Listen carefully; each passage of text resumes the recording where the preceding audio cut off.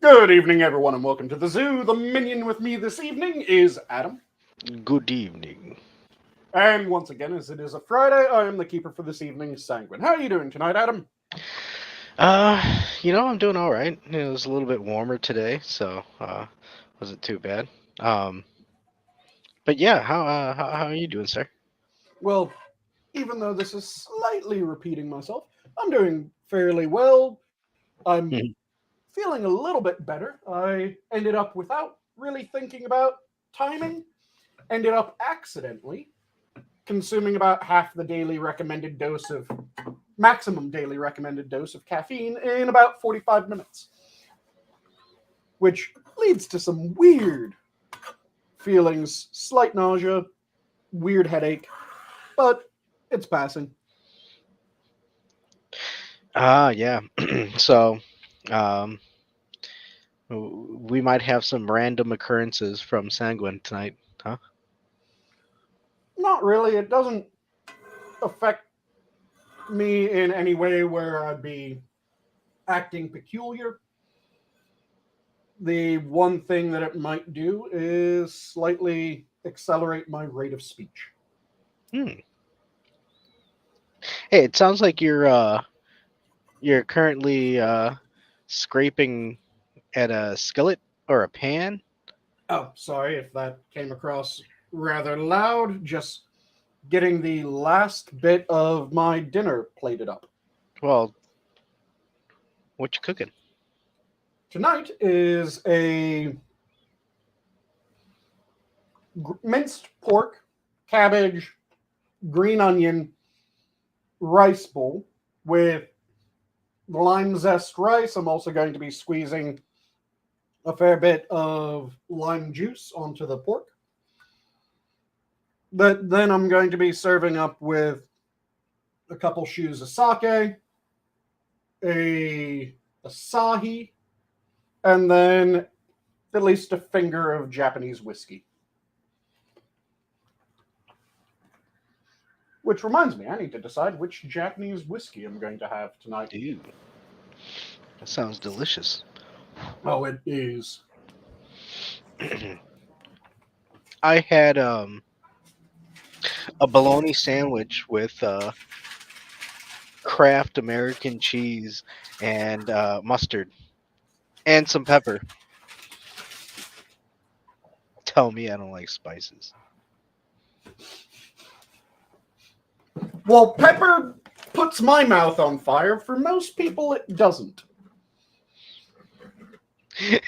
So I'm not sure if you can really call that spices. I mean, it's. I always like my food with some fire in it. A lot, most of them. Well, a lot of them. But uh, sometimes you eat like say a chicken wing, right? You get a chicken wing, chicken chick ugh,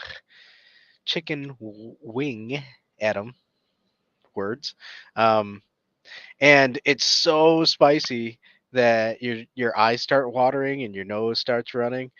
Yeah, that's good spice. Oh, yeah. What's the spiciest thing that you've had? Ghost pepper. Not bad. Yeah, it wasn't. Well, I mean, it. I think for that it was just the lingering bad taste. Uh, Mm-hmm. I think. I mean, because it was spicy, yeah, but it was just like the flavor, and I didn't have anything to wash it out. Um, Mm. Sad to say, and I probably shouldn't say it, but I'm gonna say it. I'm pretty sure you can find that video. There's a video of me trying it out, some ghost pepper sauce, uh, Ah. on YouTube. um, yeah, it was pretty gross. But in terms of dude, I know it's probably like they look at it as disrespectful, but Mm-hmm. um, I love having a lot of wasabi with my sushi. Mm-hmm. Yo, you get that nice flavor of the a sushi bit, and then all of a Mm-hmm. sudden it's just a fucking wave of Mm-hmm. love it. I think I've explained before to you why wasabi heat is different than pepper heat. Do you remember what it was? Uh, no. So, the spice that you get from peppers is oligocapsaicin, oil of capsaicin. It's a fat soluble molecule that bonds with taste buds and triggers a pain response, as well as all the things that you're used to. So, that feeling of being hot, as in like temperature hot almost, and that burn, that tingling sensation that you can get after, all of that's just downstream from the oligocapsaicin bonding to your taste buds and triggering your nerves. Whereas from wasabi, it and horseradish, it isn't a chemical bonding to your taste buds. What it is two chemicals that are within the wasabi and the horseradish are reacting with each other and they're off gassing. And it's that gas that is what causes the heat Damn. So of you're those. you're tasting the fight between the internal struggles of the wasabi sauce or wasabi. You're tasting or you're the thing that's causing the burning is the off gas of the chemical reaction, so it's a product of the chemical reaction. Which is why with peppers, if you eat something that's too spicy and it's pepper spicy, then all you do is you eat some bread, you get some cream or milk, something fatty and something spongy. Or if you're like one of our good pals in the zoo, you go and uh You down a shot of canola oil. yeah, you acquiesced canola oil from the potbellies. Oh, you're a Which good guy. just goes into the You're a good guy, backlog of Jonathan. Canadians are fucking weird. Oh shit, dude. Speaking of Canadians, fucking Canucks. Ah, man. Okay, so we had a a, a bit of monitors at work. Um, 4K monitors, 32 inches, I believe. Bezel-less. I think they were LG. Uh, Mm-hmm. Out of like 12 or 14, they were all new in the box. Only one was opened. Mm-hmm. For whatever reason, the company did not want them, and they sent it to us. Um, our company, as much as I love them, well, I mean, obviously they sold them, but they put them at a very low value. Mm-hmm. So there was a window that I could have purchased it for a very good price. Ooh, The monitor that I have now, I purchased it for like $10, and damn. yeah, so it's like, because we deal with like uh, multiples of laptops or tablets or desktops and stuff like that. Yeah, so Like they sell at a low cost just to get it off the fucking shelf. yeah, just to get it out of the warehouse. So, but we were all like, oh man, we don't want to scare the higher ups, and we're like, oh yeah, we're all buying fucking 4K 32-inch monitors, Mm-hmm. trying to get a good deal. Um, so we were all like, okay, let's not, who's gonna pull the trigger? Nobody pulled the trigger, and one of the sales guys sold the whole lot of them, for $50 a piece. Oh god damn, that is cheap as shit. Yeah, and the warranties are still active for for all the unopened ones. So it's like, fuck, bro. Like even if it's like, you know, uh, but yeah, I forget. Someone had a massive windfall. Yep. I forgot how we got into this discussion, but yeah. Oh yeah, work. Yeah, that's it. Canadians. Oh yeah, because a fucking Canadian bought it. It's wasted on Canadians. My boss was like, he was telling me, he was like, yeah, those monitors we were looking at, and I'm like, yeah. He's like, yeah, somebody bought them, and I'm like, oh yeah. He's like, yeah, and he's discussing all of it, and he's like, yeah, it was some firm in Canada. I think he said, I can't remember he said the city, but I can't remember the city. Alberta, I think it was. But there's some business that bought all these monitors, and he was laughing like, we better not, because we get a lot of refunds. Like people in Canada will send it back saying like, hey, this is not what we wanted.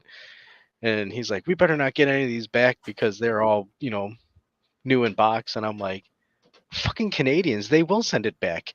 Mhm. God damn. Fucking, not only, first of all, they're flooding us with comedians, and then they're flooding us with geese.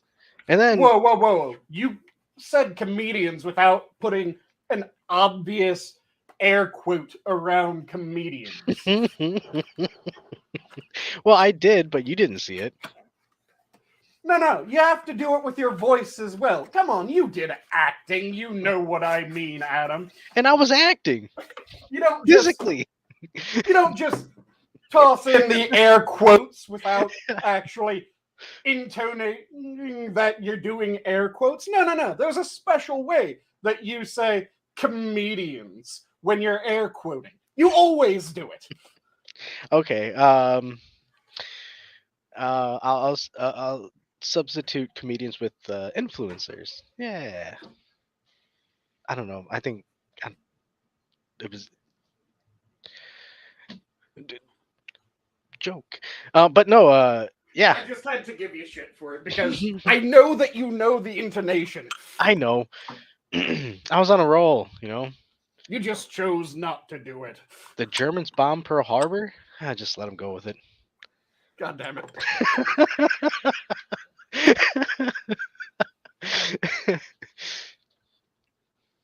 Look, all I'm saying is, damn it! I really should have just sent an email and be like, "Hey, I see these monitors are for a penny.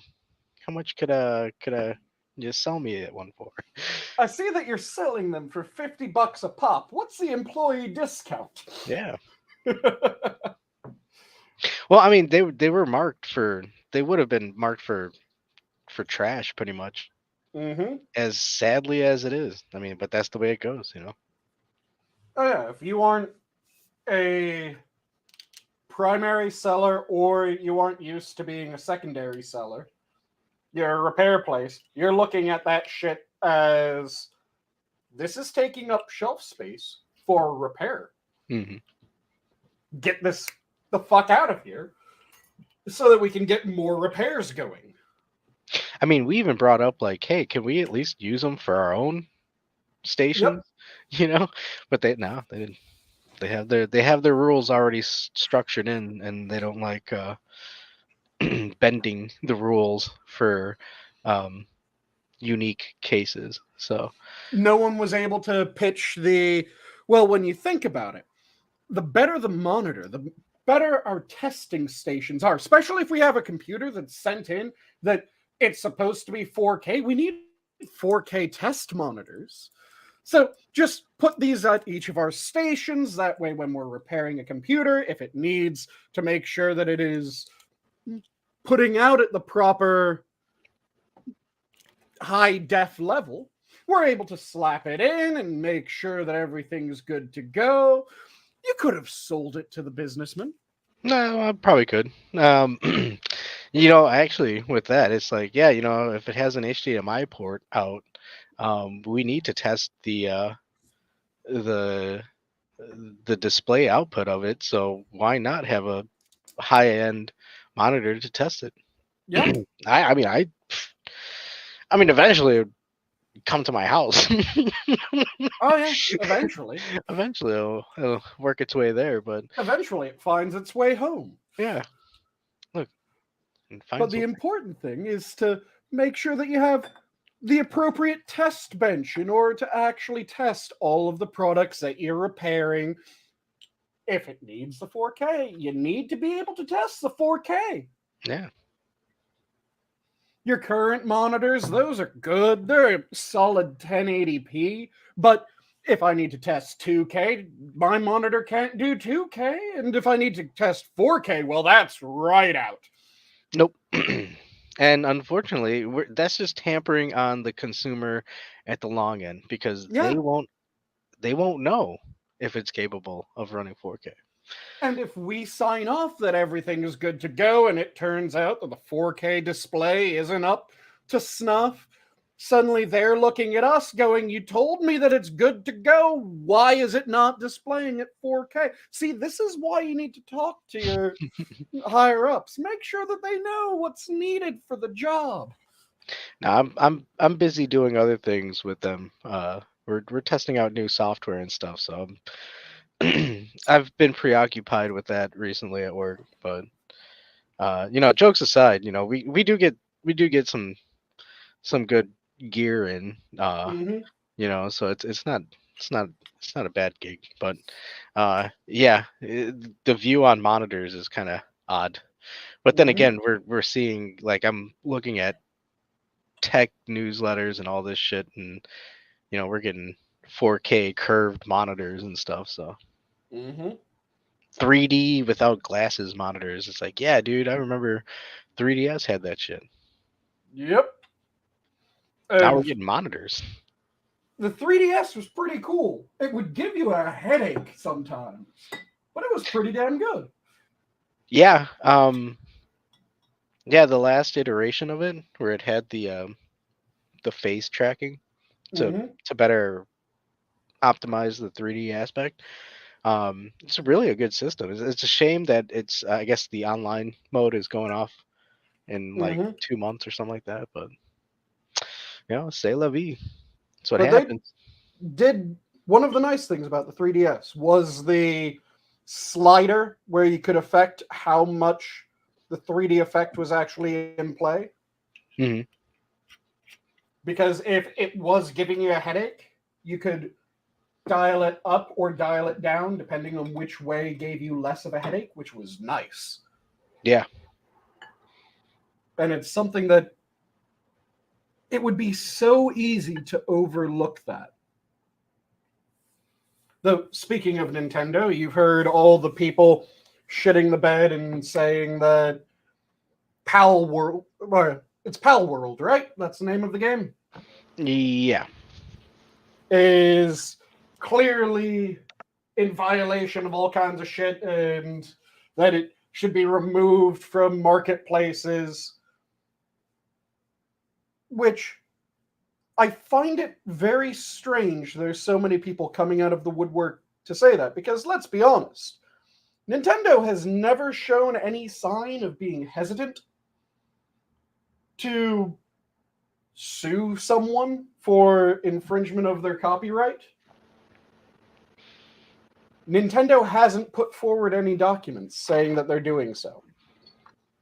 Why the fuck are other people trying to argue that they should be sued when Nintendo, one of the most litigious companies on the planet, mainly because Japan doesn't have free use terms, Oh isn't yeah. jumping on it? um, from what I've seen some people at Game Freak, because Pokemon,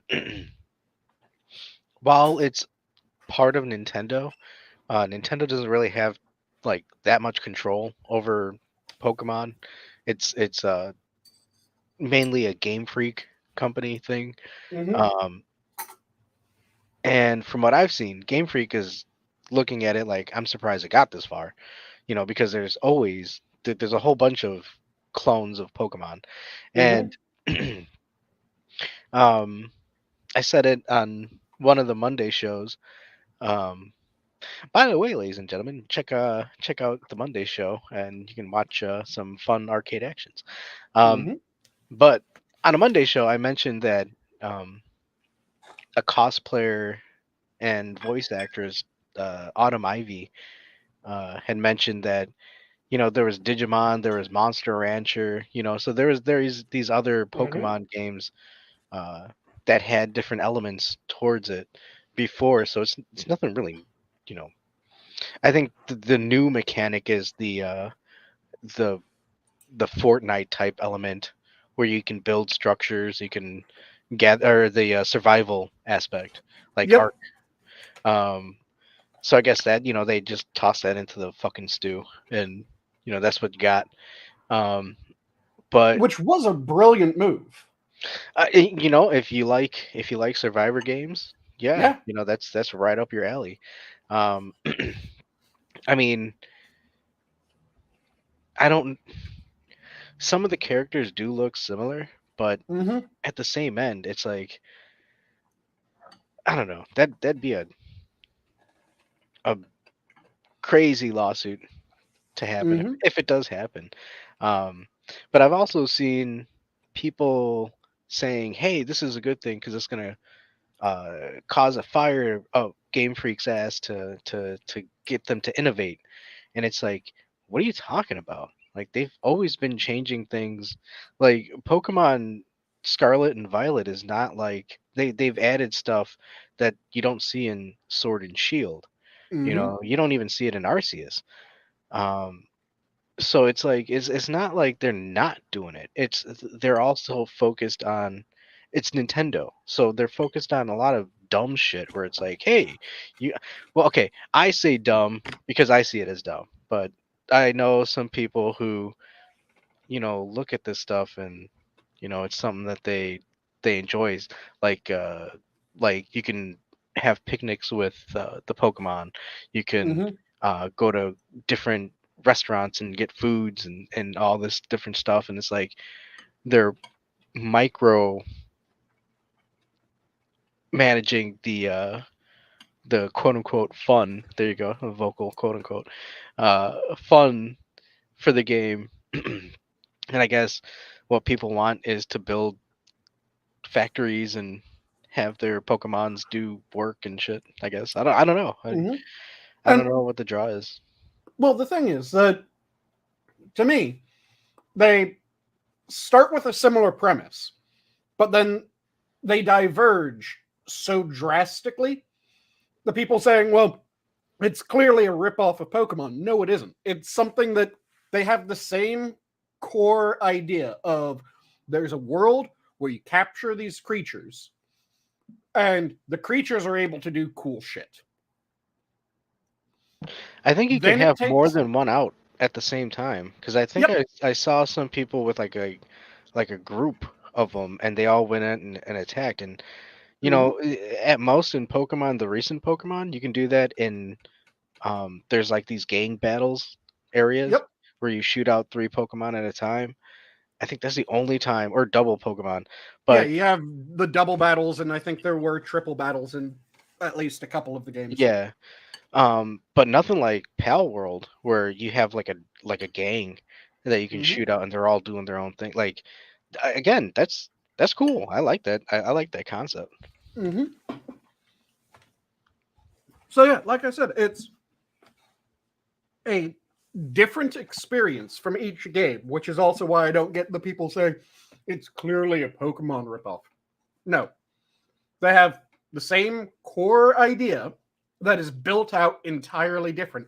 And also well, some of the pals look fairly similar to Pokemon. How many fucking different options do you have of making something kind of cute that's a little creature would you have available? And you wouldn't have any aspect of the 1025 fucking Pokemon. Well, not even just Pokemon. I mean, any of Digimon the and Monster yeah, Rancher, yeah. Yokai Watch or fucking um Dragon Quest monster. Well, Dragon Quest monsters, you can at least tell those different because they have that Akira Toriyama style about them. So you can at least tell those apart. If you start seeing that, if you start seeing it looks like a slime, it's like, oh, okay, that's kind of a ripoff. Mm-hmm. Um, but see, hey, and again, people, all the people who are scared of AI, that's the importance of creating your own style. Mm-hmm. Is your style is going to be very difficult to fucking emulate or at least steal because it's your own stuff. Mm-hmm. And I still have the same opinion of AI, where if it is just complete cribbing, of course I have a problem with that. If it's things that they take aspects of this and that, it doesn't bother me as much because that's what actual artists do as well to a large extent. They'll see something and they go, I really like how this artist does hands. Yeah, well, yeah. Well, that's actually has been a thing that I've been seeing on Twitter. Because I guess PewDiePie did a thing where he was drawing for 100 days, Mm-hmm. and I was seeing two sides of it. I was seeing the people who were like, they were referencing a bit where he was looking at an image on his phone and he was drawing it, Mm-hmm. and they were like, "Oh, he's tracing. Oh, he's like," and it's like, well, no, that's like That's how when people do art a good chunk of the time. well, that's yeah, that's how you learn Reference how to images. yeah. Um, I can tell you right away. I I study. I drew from a book. I can't remember the name off bat, but there was two books that I did. There's one uh, that I drew a lot of anatomy, and it was a lot more of a muscle mass type thing, like Mm-hmm. drawing the muscles and the bone structures. Um, and another one, of course, uh, Andrew Loomis, just drawing a lot of his stuff. But Mm-hmm. then going from there, you see artists that inspire you, and you draw from them. And I saw some critiques on that where they were saying, "Hey, well, he's not selling it and saying that it's his own work. He's drawing it in a sketchbook, and a lot that's what we do. Like Mm-hmm. if you're an artist, that's yeah, you're gonna draw somebody else's work. Um, as long as you're not sitting there, hey, this is my stuff. Like, yeah, obviously that's what you do. It's not tracing, fucker. Yeah. Um, Tracing's, at least to my knowledge, and I'm not an artist, but so this is a layperson's perspective on it. Tracing's an entirely different beast well, I mean, than it's odd. using reference art. It's weird because even and this is like like a outfield type thing, but I've been following since I took a break this past week um from Discord and all that, Mm-hmm. uh, just to kind of s- square off my mindset, right? Where Some I'm people call it an internet detox. yeah, and so but I couldn't help myself but indulge in this split in this comic skate bit, and there was a part where um, they were talking about utilizing 3D assets, and somebody brought up uh, a light box, and Ethan Van Shiver was trying to explain to them that a light box, you're still drawing over it, but you're it's also a tool. And it just reminded me of like, yeah, I do that all the time. I'll draw a sketch, and then I'm like, okay, but I've already drawn so much over this paper that it's it's not going to look good if I try and make it anything. Mm-hmm. So I'll take a fresh sheet of paper, put it over it, and put it on a light box. I mean, light tablet thing, Mm-hmm. cheapy thing from Amazon. Not like the stuff we used to have back in the day where it was like this big giant thing with fluorescent tubes inside it. Now we have the nice LED. It's like a light flat board. Mm-hmm. Either way, you use that, and I just and I just draw over it, but it's my own drawing, Mm-hmm. and so it's like it's tracing, but it's not really tracing. Like I always figured tracing was like, hey, I'm gonna take this image of Greg Capullo's Captain America that he had just posted on Twitter. I'm Mm-hmm. gonna trace over it, line for line, and say that I drew it. That's And tracing. then I'll color it differently, and Uh, that's or yeah, going to be my finished work. slightly alter it or something like that. Like that would be tracing Yeah, in my eyes, I guess. But that's kind of what I always thought when I heard so and so traced is that they took an image They copied it. They copied it, and then they changed like one or two things to make it not an exact, so they would slap on someone else's face, but it's a face with the body of X, and then they drew the face on it. Yeah. That's what I always thought tracing was. And yeah, I absolutely understand how that's fucked up. The expansion of what some people seem to be calling tracing has made me go, okay, so are you saying that old school Disney works shouldn't be considered art?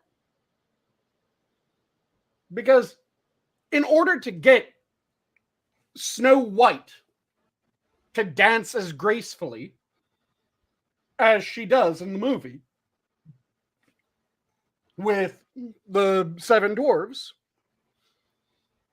they took a recording of a woman dancing and men dancing, and they started with that, and they kind of traced the general outline, and then they drew everything else around it. That to me isn't something that's fucked up if you say that, oh yeah, I have one of the original stills and it's absolutely beautiful. I love this. It's a fantastic piece of art. If someone went, well, that's tracing, fuck you.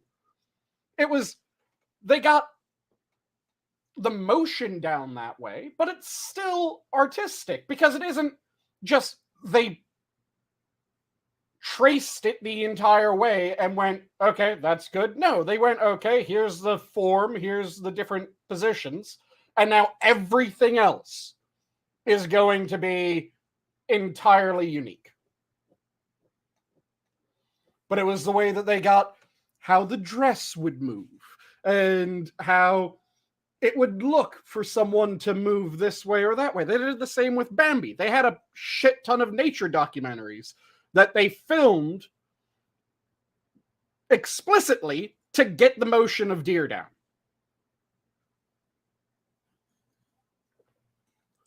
That to me isn't tracing. It isn't something that should be looked down upon, because it was a way of getting down the motion. The art is still the art. It still took a massive amount of effort to get everything else down. It's just this way they didn't have to picture every single frame of motion in their head and figure out how to get it pieced together so that it was organic looking. They had these references that they used just to get body positioning. Well, yeah. Some of that is considered rotoscoping. Yep. That was the term I was trying to remember what it was called. Rotoscoping, that's the one.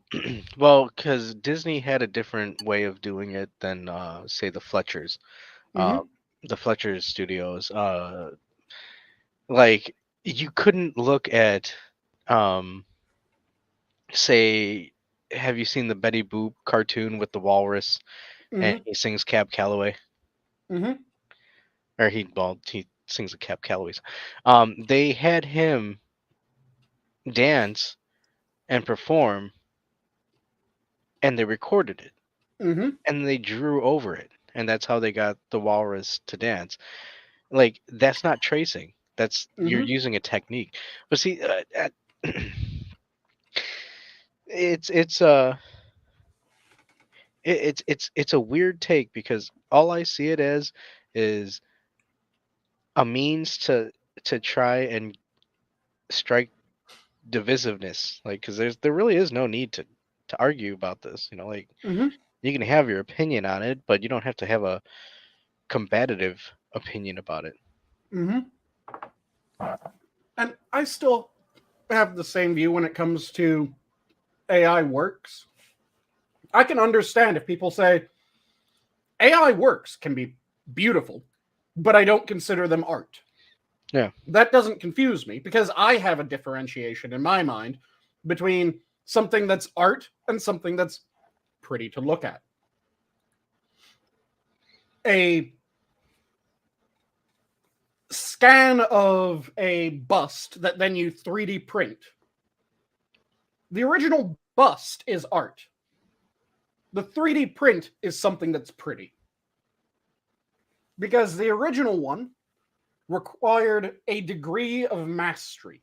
And that's always been my defining feature of what's art and what's just something that's pretty to look at. If something's just pretty to look at, you go, "Oh, I like that. I want it on my wall." If it's art, you're going, "Wow, I could not do that." As well as thinking that it looks nice. You need both components to me. You need that element of mastery as well as it being appealing for some reason. Yeah. You need to have both edges of the sword. Mm-hmm. And that's one of the things that keeps on annoying me when it comes to the AI discussion when it comes to that. Because that's never the argument that I hear people making. I never hear people say, use AI works when it makes sense to do so, but don't call it art. I would be rather empathetic with that position. But the arguments that I always hear are that, well, it shouldn't be done at all. Why? Why shouldn't it be done at all? And I've never heard a rationality that I'm going, okay, it's always, well, they use other artists' works, okay? Are they just one-for-one copies, or are they taking aspects of each like a normal person would and using it as almost reference? Because again, if it's a one-for-one copy, or if it's functionally a one-for-one copy, I have a problem with it. But if it's something akin to reference art, then I don't really have a problem with it.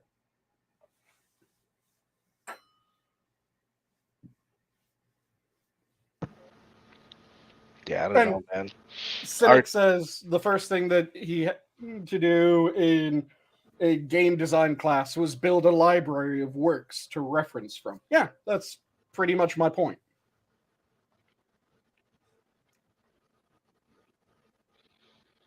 What? Oh, like I said, you heard me say what Cynic said, right? Yeah. So my point is, yeah, if it's a reference library, then I hold it to the same standards that I would hold any artist's reference library to. If it's copying, then I hold it to the same extent that I would hold any artist copying an element. If you ask the artist, hey, can I copy this work and change it a little bit? I have no problem Ha. with Well, you. hold on. Well, that 100%. I mean, there's and that's why it's yeah, it, references. I don't see any problem with references. You know, Mm-hmm.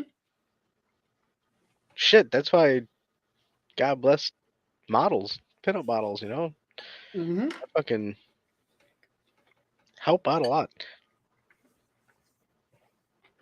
Oh, I saw one on Twitter. She had posted a picture, um, and she had posted alongside it. You know, like, and don't worry, artists. You know, if you know, I'm happy if you use my photos for reference. And it's like, well, Mm-hmm. yeah, you know. And then again, it goes right back to you might not publish it, but you know, you can sit there and see a picture and like, okay, I'm gonna try and draw this and work Mm-hmm. at it, and it looks hideous, and you're like, whoa, you're not, and you just leave it be. You Yeah. know, mum's the word. Nobody says anything, but it adds to the skill pile.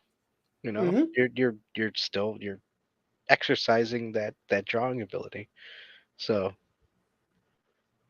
And again, if people don't have a problem with artists having a reference library and they don't have the demand that artists need to ask every artist that they use so reference, every model that they use as a reference, every insert thing here as a reference, then I would kind of hold the same standard for AI. Again, if it's a direct copy, then yeah, that's of course a problem.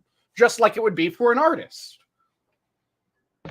Yeah, yeah. I'd see no, and that's where I bring the question when or at least I think it's a poor argument when artists combating the AI argument. Um, when they use, oh, you're stealing somebody's artwork. It's like, okay, well, that's a very, very soft definition of what you're describing because they're Mm-hmm. not really stealing your art. Like I hate to I hate to be that guy, but they're not really stealing your art. They're stealing the concept of your idea. Mm-hmm. Like that's at best. And that's hey, what the fuck? Unless they're taking it one to one, Yeah. you And can't that really make should that be argument. very easily proven. Yeah. If a AI source just takes your art and pops it out again with a different background, you should be able to go, okay, here, I made a transparency. This art over this art, you see how they're the exact fucking same except for the background or this aspect or that aspect? Absolutely. I would have a problem with that. But if your argument is, well, they used my art in order to make this art, so do a bunch of other people. A bunch of artists use your art to help make other art because they use you as a reference. If you can Yeah. demonstrate that it's concretely different from being an artist's reference, then yeah, I'll hear you out. If your point is, well, I don't like it because it's a computer doing it, tough titties. I think that's where it gets to the point where it's like, are you doing it because you enjoy creating art? And again, I don't see any. I'm not insinuating any negativity on the part of people who enjoy making art, but also Mm-hmm. want to have it as an income source. But at the same end, it's like if that's the case, yo, focus on your work. Mm-hmm. Just focus on your work. Don't worry about AI. Don't think it's gonna try and take. If your art is standalone, that it can sustain you, you should be good. Should be okay. I mean, at least that's my thought on it. The fuck do I know? And the way that I look at it, it's kind of like, did lab grown diamonds suddenly make it so that natural diamonds were worthless? No. People still want lab grown diamonds. Yeah, what are they called? Right, want Zucchinis? natural diamonds. Cubic Second, zucchini? oh, those are fake diamonds. Yeah, the fake diamonds. There's actual lab grown diamonds. Oh, really? Yeah, there's diamonds that are absolutely diamonds, but they're made entirely in a laboratory. Holy shit. But people will still say that they want a natural diamond. And if you find out that you bought a natural diamond and it's a lab grown, yeah, be pissed. That's perfectly fine. Yeah, they do it for sapphires too. In fact, the windshield on Apache helicopters are synthetic, or not synthetic, they are lab made diamonds. Or lab made sapphires, sorry. They're lab made sapphires. Why? Because sapphires are ridiculously hard. So if you make a thick bit of lab made sapphire, you can shoot it and it doesn't shatter. Wow. So it's a way of making something insanely bullet resistant that you wouldn't be able to do with natural sapphires, because you aren't going to find a natural sapphire that is 3 foot long by 2.5 foot wide, but you can make it. You can make it, you can cut it, you can get it in place as that. But lab-made diamonds didn't mean that natural diamonds are worthless. It gave people that didn't want to buy natural diamonds an option to still get something that's a diamond.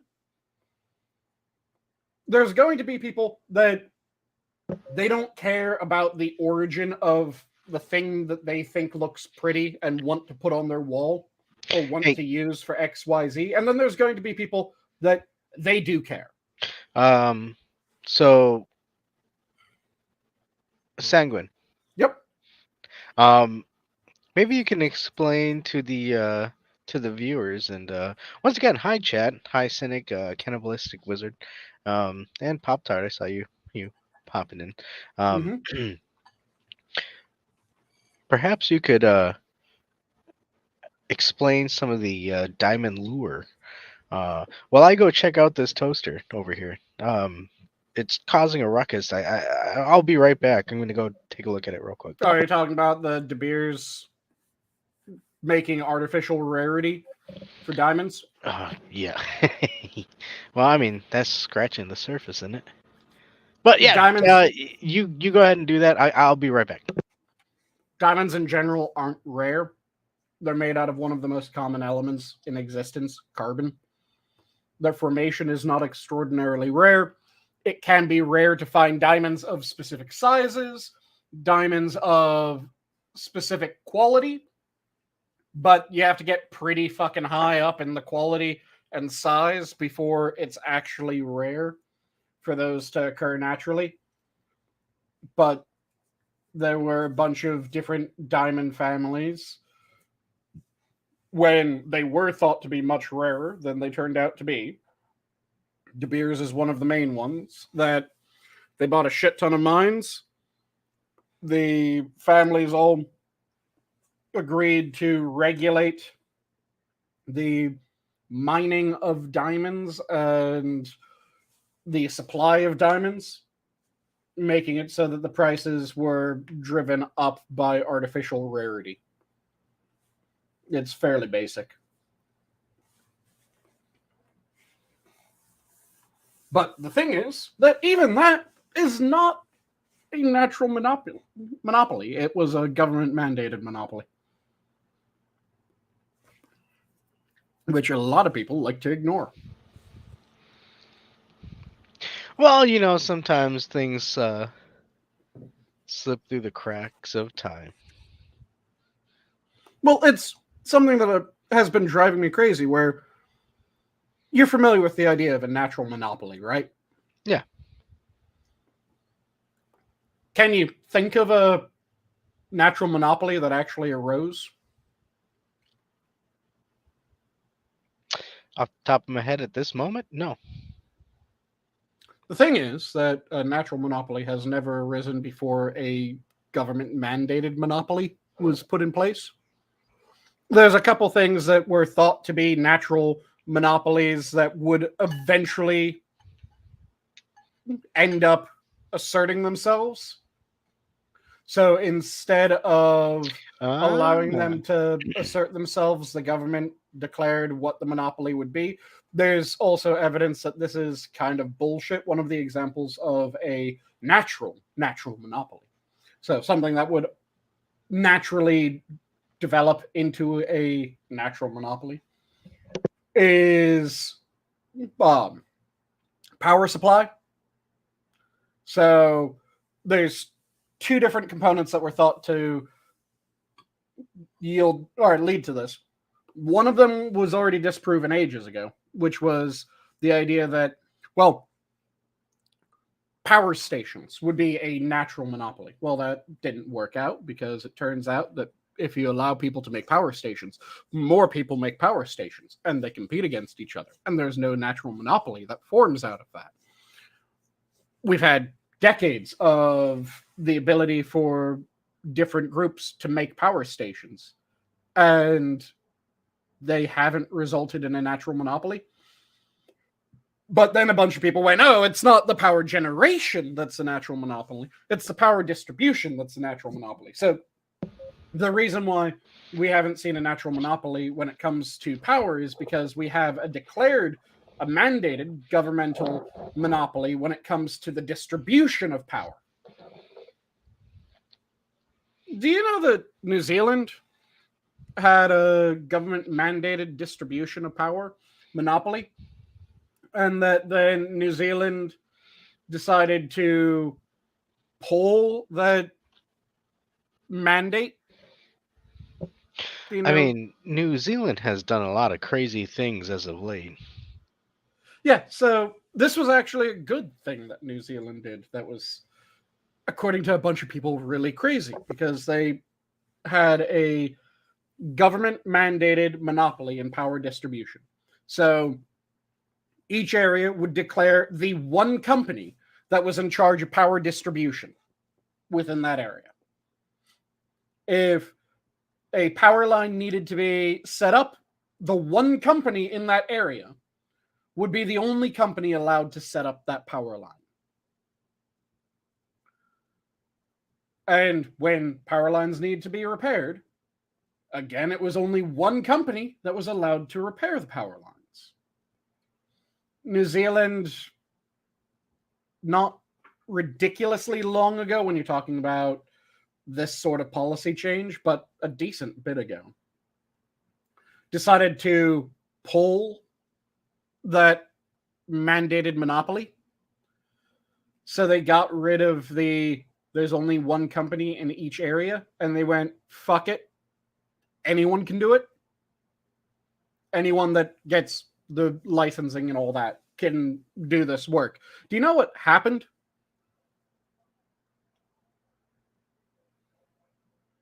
Anyone have any idea what might have happened after pulling that? Cannot say I do. What happened is that the power distribution companies started to compete. So power distribution companies now compete in New Zealand, where they try to see who can hook up power lines to areas that want to be included in the grid faster than each other. They started competing to see who could repair power lines faster. They started competing in who could repair and make new power lines more efficiently and for cheaper. So, one of the things that was thought to be a natural monopoly that would always result in a natural monopoly currently has a massive amount of competition in the one area where it has been allowed to actually compete, because almost every other nation on Earth has a mandated power distribution monopoly.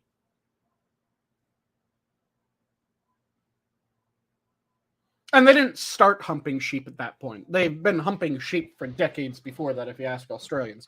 This is one of the things that if you ask an Irishman who's fucking sheep, the Irishman will point at the Scots. Hold And on, they'll hold say on, that the hold on, Scots hold are on. fucking sheep. Because I think we have a resident Aussie or two that we can uh, inquire with this accusation. I didn't know Aussie or Kiwis, right? They're called Kiwis. Yeah, I didn't know Kiwis were fond of sheep. I thought yeah. that was Kiwis are reported to be sheep shaggers. huh. But like I was saying, the thing is that if you ask the Irish who the sheep shaggers are, they'll point to the Scots. The Scots will point to the Welsh will point to the Irish. And then you ask an Australian, an Aussie, and they'll point to the Kiwis, and the Kiwis will point to the Aussies. I'm just wondering, where the fuck are they finding all these sexy sheep? Where the hell are all these sheep coming from? Yeah. Where are they finding such slutty sheep? Yeah. That all these areas are apparently fucking them. I don't know, man. I think it's another one of those um dude, it's the hey, you take mushrooms and you're gonna see your cartoon characters walk around and hang out with you. It's like, no, that doesn't happen. I don't know And what kind of mushrooms you're taking, but I've taken quite a few many myself, and never has things just got very vibrant. Jen It's chimed fun. in that apparently Pal World is where they're finding all the sexy sheep. Oh, oh well, of course. It's that what's it called? Uh, uh, Rule 24, right? 34. Oh, ah, you know.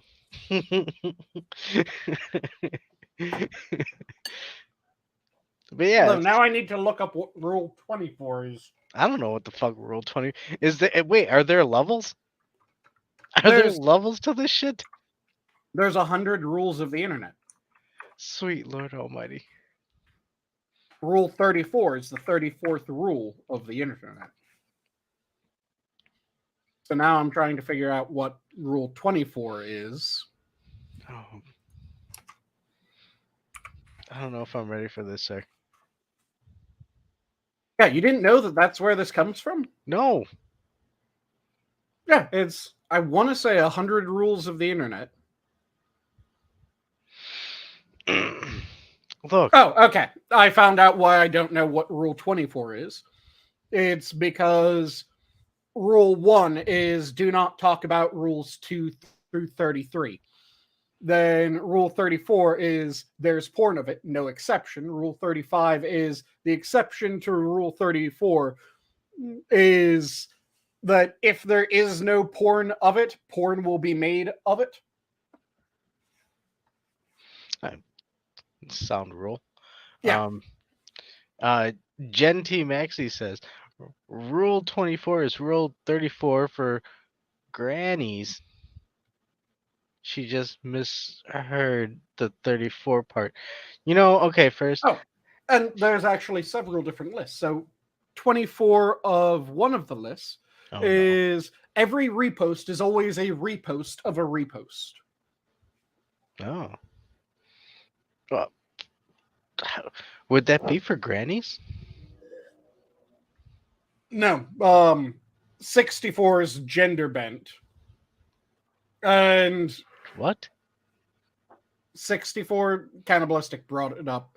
Rule 64 is, in fact, the gender bent rule, which means that Rule 34, as I said, was if it exists, there's porn of it. Rule 64 is if it exists, there's gender bent porn of it.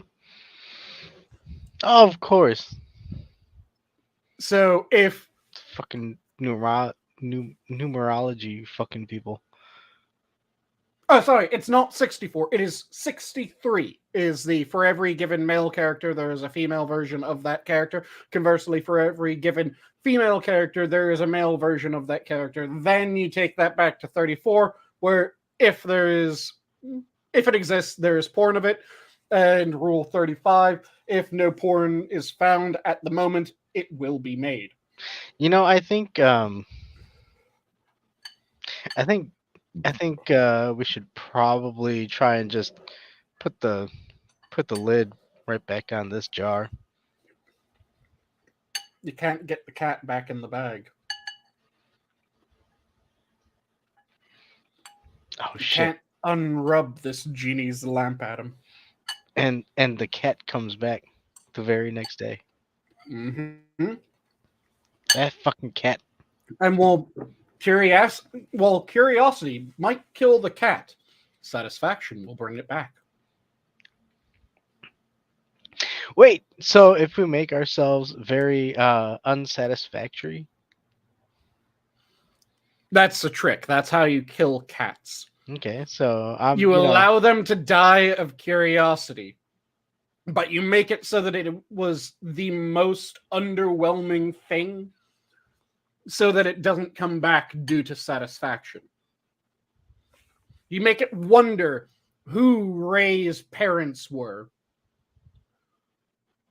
only for them to find out that it was Palpatine's kids and no one, depending on which movie you're asking. Oh, so lay a stinky fart, and the cat will no longer want to pursue.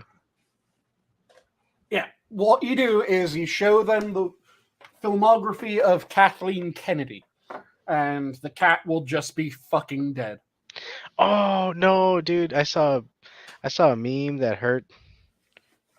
Uh, it was Boromir with 3 arrows, Mm-hmm. and each arrow had Star Wars and Indiana Jones and um, the other one, and then at the bottom it was oh man, he had a name. And Jen, cats have 9 lives. Cryptic is good as long as he isn't on his last emergency ration.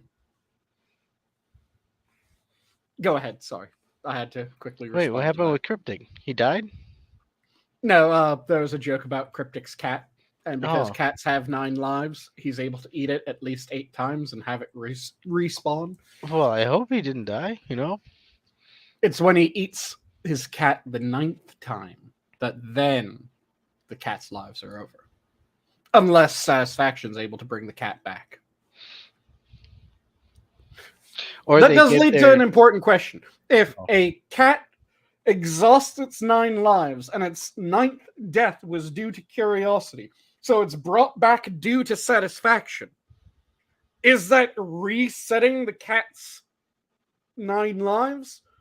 Or does that just mean that the 9th death is undone, so it's back on its 8th Hold life? on, hold on, On hold on, its hold on, 9th hold on, life. hold on, hold on. Yes? Isn't Gen T Maxi a Canadian? Yes. Answer Okay. for your countrymen wanting to down a shot of I'm out. canola oil. I'm out. I'm not gonna respond. Not only are you sending your geese, but you're stealing my 4K monitors. You damn Canucks. Damn you, Canucks! And no, Jen, his cat would be a Viking if his cat died in glorious battle and then woke up at either Volksganger or in Valhalla. If his cat is just respawning because the cat has 9 lives, then that does not mean his cat was a Viking because his cat did not die in glorious battle and was not brought to either, again, Volksganger, which is the Hall of Freya, or to Valhalla, the Hall of Odin. I think it's Volksganger. Let me quickly double check the Hall of Freya.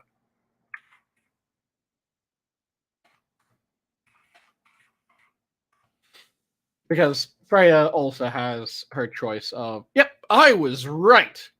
God damn, I remembered that without any issue. It is it's Volksvranger is the hall. I got fairly close. I just put the wrong sound at the beginning of the second syllable. Or the people's field or the army field. So it's Volksvranger. That's what it is. Volksvranger is the Hall of Freya. And she gets to select half of those that die, whereas Odin gets the other half in Valhalla. Oh, and there's technically a... So, I looked this up to make sure I was saying it right. It is... Volksfranger is the field in which Sesrumnir is located. Sesrumnir is the Hall of Freya. Volksfranger is the field in which the Hall of Freya is set.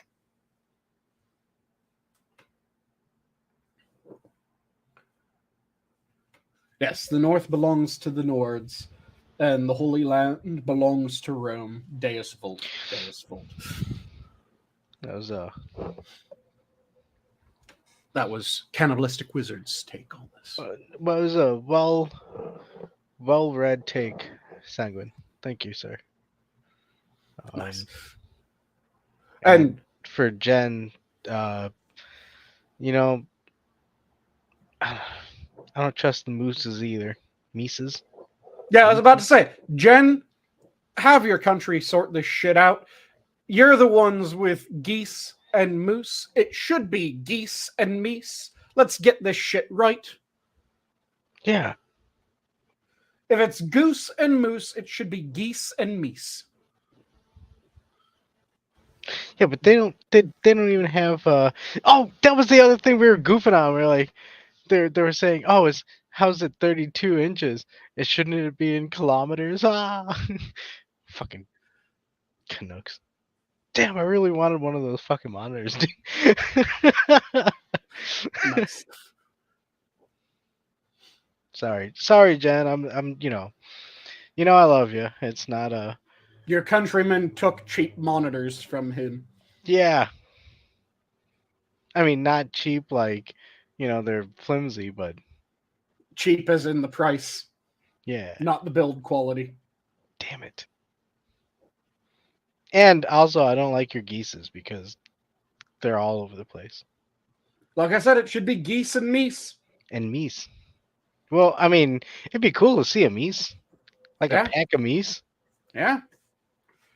Or you would have to call it goose and moose and just have goose be its own plural like you have moose. Yeah. You got the goose on the loose. Yeah. You got the moose on the loose. Dude, it'd be cool if you saw like a chunk of mooses just wandering around, hanging out with their big old antlers. And Cynic is offering goosen and moosen. Goose and a moosin'. Wait, like cuts? As alternative plurals of goose and moose. Goosen Oh, and moosen. I don't know why I saw that immediately. Well, maybe because I'm hanging out with Sanguine, so I saw goosin' and moosin' as like that's what you would call the cuts of meat Ah. from a goosin' and a moosin', or Mm-hmm. or a goose and a moose. Wow! Damn you, Canuckistan!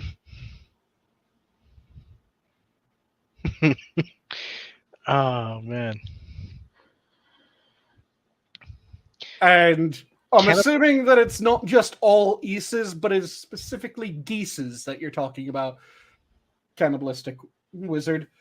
Either that, or you're also advocating the same treatment for Reese's. I don't know, dude. I'm looking at what cannibalistic wizard said, and it's like hieroglyphics. This Why do people have is issues the with most East? important thing I have seen in my entire life. Nice.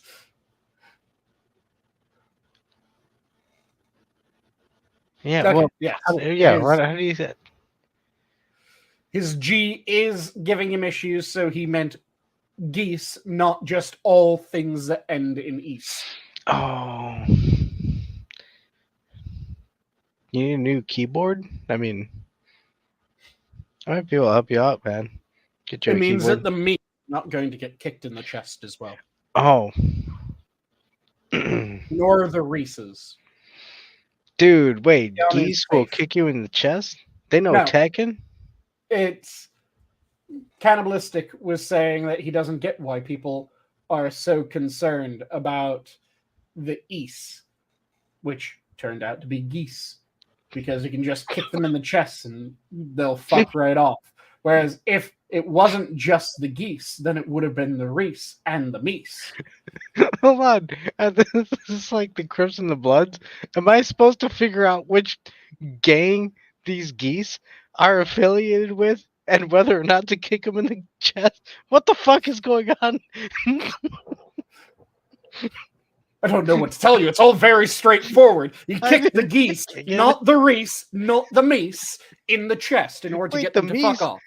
Are they snapping fingers? At least let them snap fingers and start doing ballet dancing so I can figure out which geese I need to kick in the chest.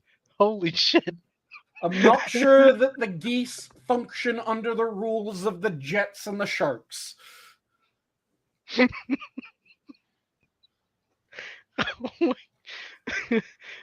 Wow, this escalated very, very quickly. You see? You see? This is why we cannot have Canadians crossing our border. Also, I'm pretty sure that I would get in far less trouble eating geese for my Christmas dinner than I would if I started eating the Jets and the Sharks. Well, Though again, at least one of them were Italians. Do they count as people? were they Italians? Yeah, I guess Wasn't you could say they were yeah, Italians. wasn't one of them Italian? I don't think they really. I think it was just um, white people, to be honest. I'm pretty sure at least one of them were the Itais. Well, yeah, because you could have put it either Italians or Irish, if it's New York. Yeah, But one of them should have been Itais, one of them should have been Irish. but I think it was just Puerto Rican versus white people. One of them was Puerto Ricans, I know that. But I thought that the Sharks were Itais. Oh, sorry, the Jets were Itais, because the Sharks were the Puerto Ricans, right? Yeah. Were the Jets really just white people? They just made a gang of white people rather than making them the Itais. Which would have made more sense. Yeah, it should have been a bunch of WAPs. Not the new version of WAP, but the old version of WAP. Yeah. I never liked those candies. You mean Whoppers? Yeah. I mean, it's plural, right? You'd get a bunch of them in one pack. Yeah, it'd be Whoppers, not WAPs. Oh. Well, yeah. Tomato, If you prefer, you potato. could go Dagos. Sweet Lord Almighty. We are getting kicked off of YouTube tonight. Nah, it's just No, the we're not. Itais. We're not. No one gives a Hold shit on. about them. Hold on. This is a funny thing. We are not. And you know what? You have a crimson fucking giant beard of red, Yeah, and I'm a brown guy. yeah. And we're not gonna get kicked off because we're I'm just going to get cast as a black man. well, yeah. With a red beard. And a salt pouch. Exactly. Don't you know salt came from Africa? Oh no. Oh And man. no, Assassin, I'm not going to get the channel suspended again because I'm just talking about the Itais. No one gives a shit about them. It's okay. We're allowed to, talk. It's like how ill you're of the allowed white to folk. call the Irish bog trotters and no one gives a shit. Yeah. Oh lordy, lordy. You can call them Mix. Just don't call them Max. That starts a fight. Yo, yeah, dude. Fuck Max. So sick Never of call fucking... them Mick a Mac or a Mac a Mick. No, it asks for very specific commands, and it only wants to be worked with. And I do not like. Wait. God damn it, I I almost was made a joke and I had to bite my tongue for it. I was talking about Mac computers, yes. yeah. I had a blank because we were talking about what I was doing, for work earlier. So Yep. I had a quantum leap in the discussion. I apologize. I hope I didn't have a Mandela And effect. Cannibalistic brings up never call a green and orange. Whoa, hey, Nika. Oh, wait. You pronounced that with enough emphasis that we knew what you were saying. Thankfully, you didn't say it too quickly. Hey, I understand. That's why I say Macadon. But yeah, never call a green an orange or an orange a green. Oh no, a tangerine and orange. Look, we are not going to go down this road. I don't know. We seem pretty far down the path currently. I see the future, unfortunately, and no, So, do you have a topic that you would like to broach then?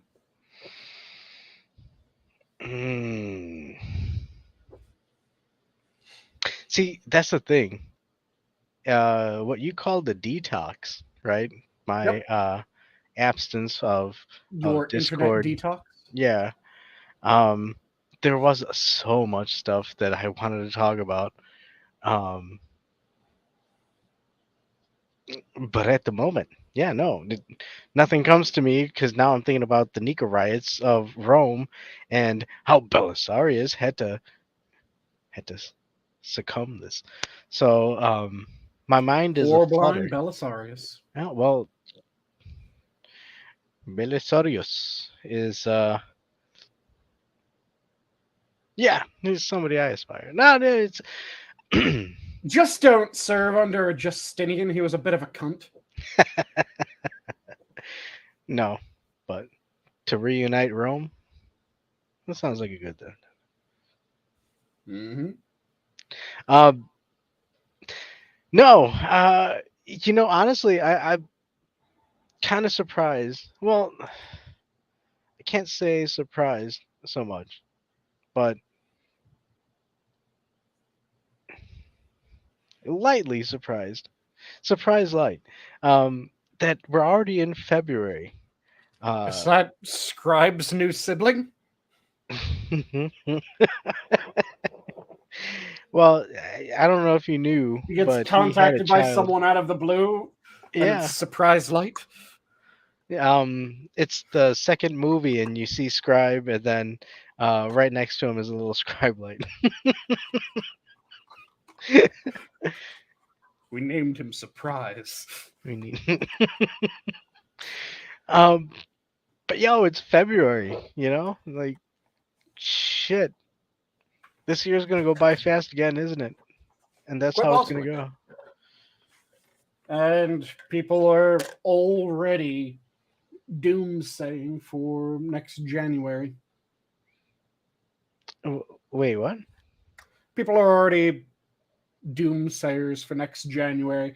There's the election this year, and there's a shit ton of people saying that there's going to be a actual dust up come January. Regardless of which way wins, it's going to turn to shit.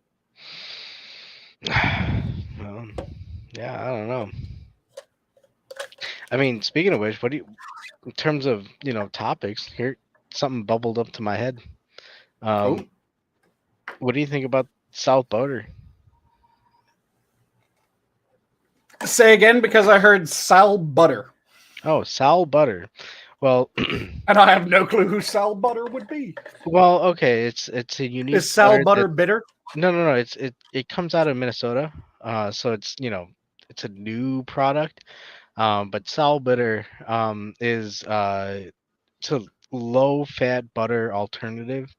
I'm not Sal quite Butter doesn't make your batter bitter, does it? well. I mean, it's still in the testing phase. Not quite sure what it's used, but it is our sponsor for this night's show, Sal Butter. Bum, bum, bum, bum, bum. No. Sal Butter. He won't make your batter bitter, even if his butter has gone a bit bitter. Oh God. No, don't buy any butter that you don't under especially if Sal somebody has Butter's taken a bitter bit out. butter. I wanted to ask, um, what's your thoughts on the southern border? Oh, southern border with the federal government trying to tell Texas to fuck off, and then half the country saying, no, we stand with Texas.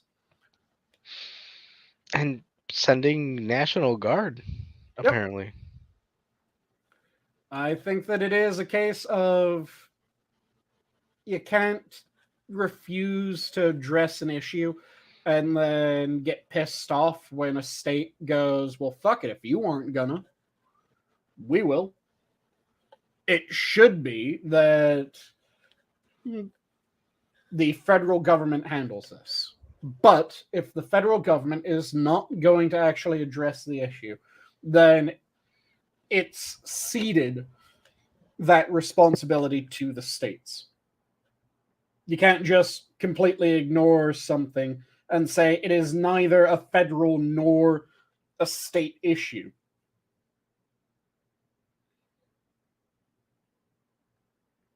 Address it if you don't want them addressing it. Well, even what they were discuss this addressing with the Supreme Court hearing Mm-hmm. was that the National Guard was not allowed to disrupt the border patrol. But what was the border patrol's actions?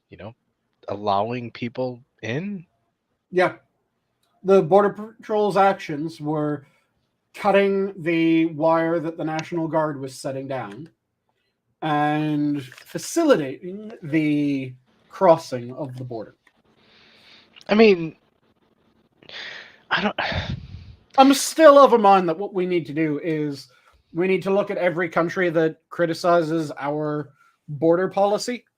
We need to set up a giant either dartboard or Wheel of Fortune style wheel with all those country names. And when we catch someone who's an illegal immigrant, we give that wheel a spin or we throw a dart at the board. And whatever country it lands on, that's where that person's getting deported to.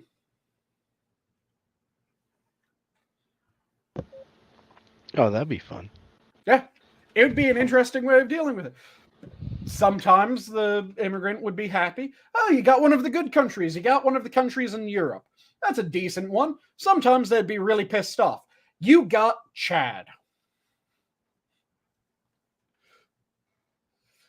Because let's be honest, just sending them back home, they already know how to get back from there. Give them something a bit more challenging. Throw them someplace they don't know yet. You see, there's been a lot of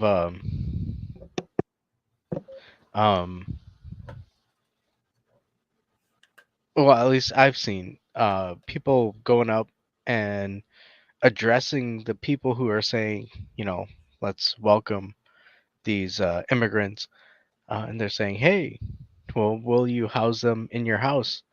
And how quickly they shut themselves up and like, oh, whoa, Yep. no, it's not, and even in like places like Boston, we're seeing recreational centers being closed down for these immigrants, and the locals are getting pissed because it's like, yo, what the fuck, this is schools are getting shut down. Mm-hmm.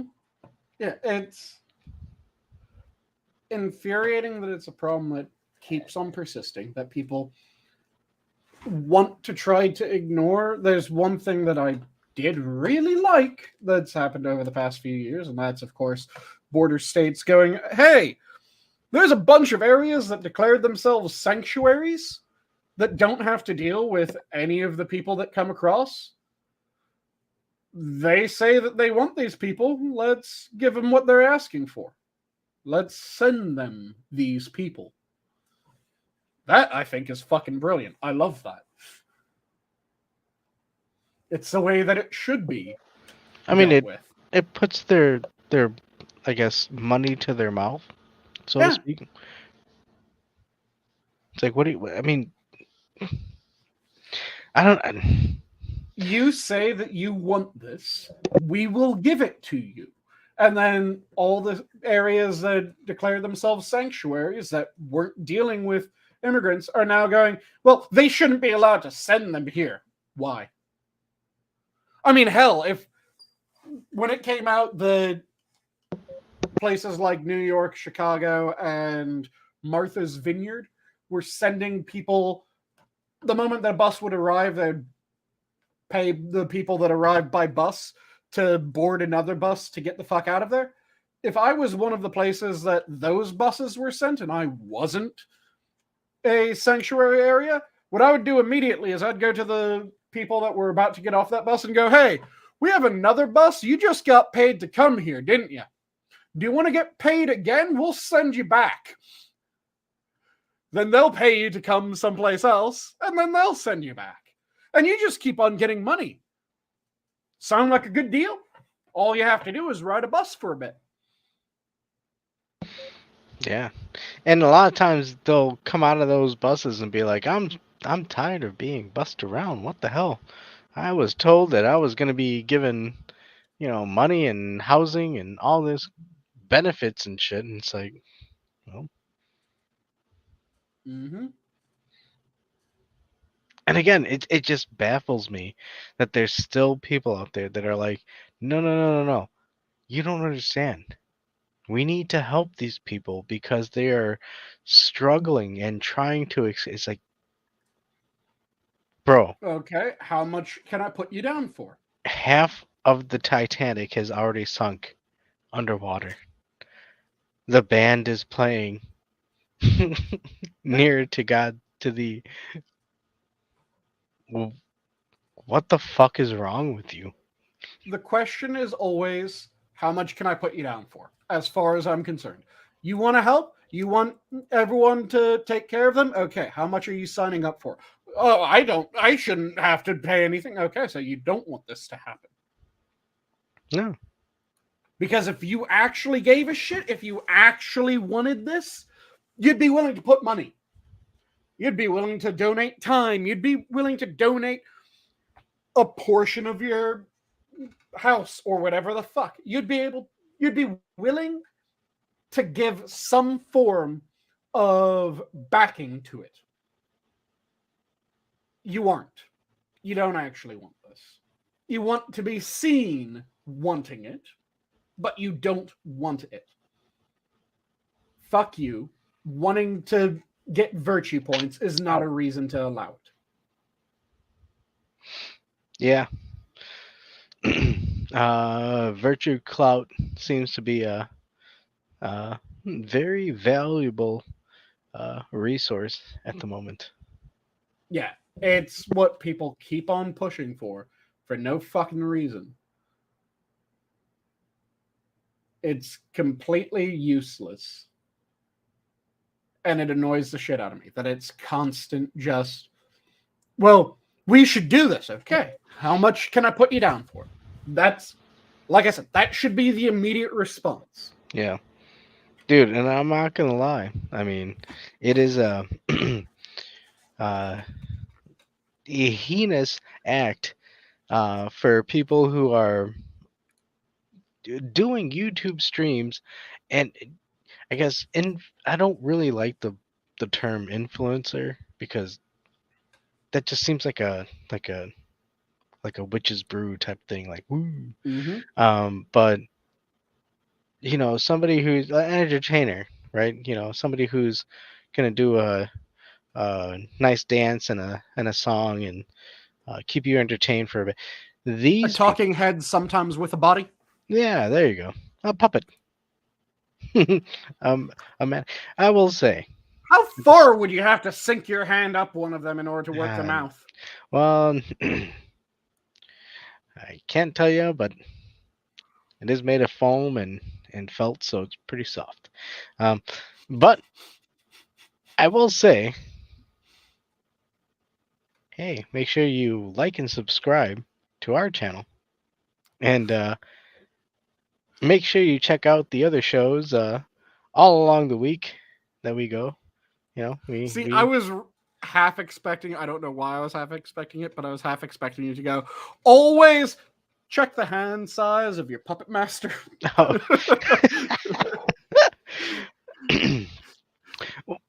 Well, as Make much sure as that you're willing to deal with that.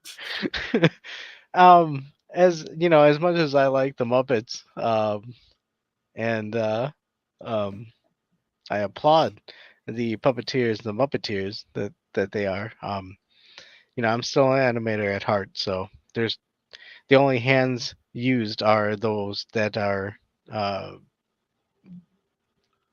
Well, that used to putting. be the case. You know, the thing that Jim Henson's studios made in order to keep hiring puppeteers, right? It's really fucking cool. They made a thing for mocapping, only it is effectively a puppet mocap. A puppet mocap? So rather than mocapping a person, they made these things that it allows them to continue hiring puppeteers, and the puppeteer feeds their hand into it, and it allows them to use the motion of the puppeteer's hand to control the skeleton on the software. So some of the films that have been released by Disney are using this fairly fucking cool thing that was made entirely so that Jim Henson Studios could continue hiring puppeteers. Holy it's funny shit. as hell. I love it. Where'd you find this information?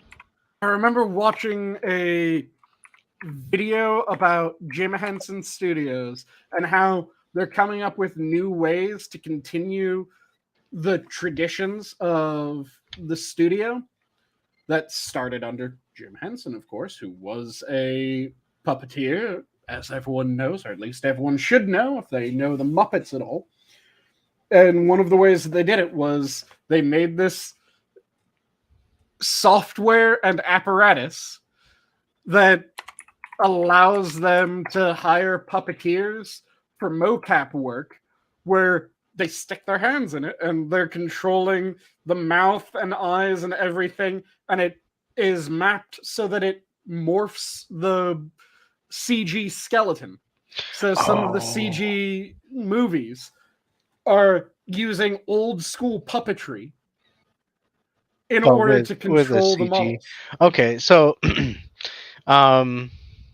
okay, I get it. And I can see it being used with like Sesame Street, more than likely, with like an Elmo segment where you have a CG Elmo, somebody used the puppet mocap. And or think about movies or Muppet that Babies. have, I think Muppet Babies is CG. So and think about any movie that has like a monster. yeah. Like a Monsters Inc., where the monsters, rather than mocapping a person and then mapping onto that, they're mocapping Muppets effectively. Well, no, I think they actually put John Goodman in a mocap suit and had him run I'm his not saying that one specifically. I'm saying movies like that, where they could use the same thing, and they have used the same thing to my knowledge. I was goofing on that one, dude. Come on. I think nobody they wants to actually see. did use a mocap. I can't remember who Did they they? mocap. Let me check. No, not for Monsters Inc. Come on. Maybe for the Let me check. face. I can see it like a face mocap. Because part of me feels like they did mocap.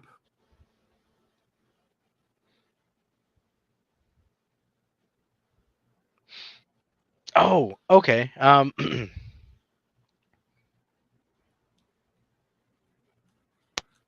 I forgot. You forgot in the time that you went, oh yeah.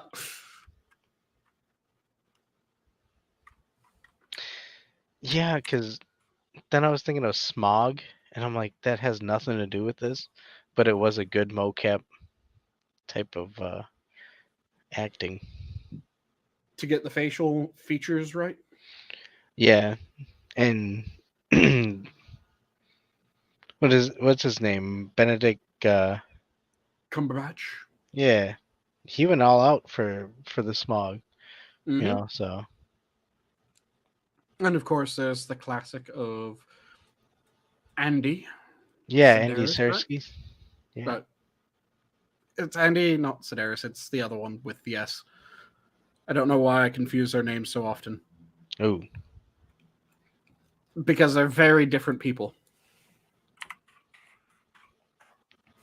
Fuck was that guy's name? Was it Sersky? Was that the name that you said? Yeah, Andy Sersky. Golem. Yeah. I always mix up his name and Sedaris, and I don't know why. They just have S's. That isn't enough to mix up the names, but for some... Circus! That's what it is. Circus. Circus. Yeah. Andy Serkis. Well, um, we're live, correct? Yes. Which one's Okay. Sadarsky? Well, hold on. Since we're live, um, let me clarify. Um, I'm a dumb, so I will have uh, things that I say that are wrong from time to time. It happens.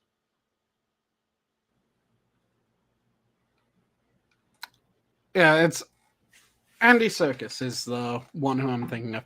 Who's Sadarsky? Why is that name in my head? Yeah, who is that? I don't know. And it's bothering me that I don't know why that name's in my head. I'll have to figure it out later. No, we're gonna look into it, and then all of a sudden it's gonna be some like fucking Bulgarian time traveler who changed the Berenstains to Berensteins. You're blaming him for Mandela? Yeah, he's the one. He's the one. He was the John Wilkes Booth of the Harambe assassination. I'm wondering if was Sadarsky a composer? Is that where the name's coming from? Yeah, dude. I'll have to figure it out later. It's going to drive me crazy until I. Yes, Sadarsky was a composer.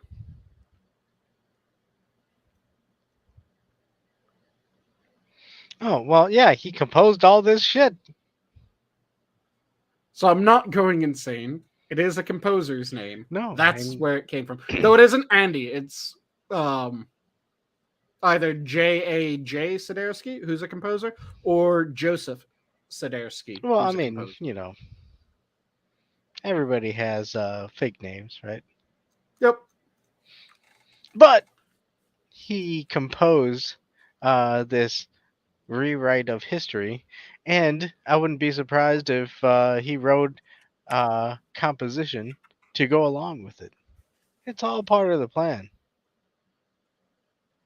But yeah, it's part of the creature shop, I think, is where they have the interesting puppet mocap thing where it's just a frame that allows a puppeteer to manipulate the CG skeleton.